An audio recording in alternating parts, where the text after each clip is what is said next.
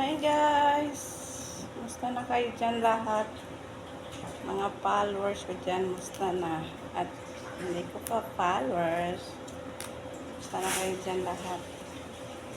Sa Pinas, hapon na doon, gabi. 6 na siguro, pero. 6 na siguro. Malapit na mag-7. Sa mga kasama kong OFW, musta na kayo dyan guys? Araw ng Malukia kami ngayon magluto. Tawag sa Pinas ay saluyot. Yan guys. Pag isa kang OFW guys, alam mo paano lutuin tong Malukia. Tawag dito ay Malukia. Alam mo na paano lutuin to guys. Yung mga kadamat dyan at saka mga sakala. Kung saka yung OFW na nagluluto, alam mo na kung anong tawag dito. Paano lutuin. Paano lutuin tong Malukia.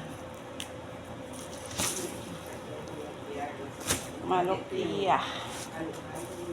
Malukia. Time ngayon. Pagkain nila. Dalawang klase. May Malukia, may binoben na manok. So guys. Magawa pa ng salad.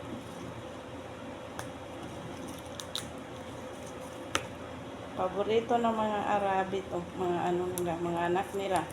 Kasi ano daw, pag kumakain sila ng ganito, masustansya kasi gamot sa high blood at saka diabetes mga guys. Ganito daw yung Malukia, masarap daw. Lalo na kung babayang kumakain dito daw. Sabi nila, pag babae daw kumakain dito, maganda sa katawan. Kaya yan. OFW, magkain na kayo.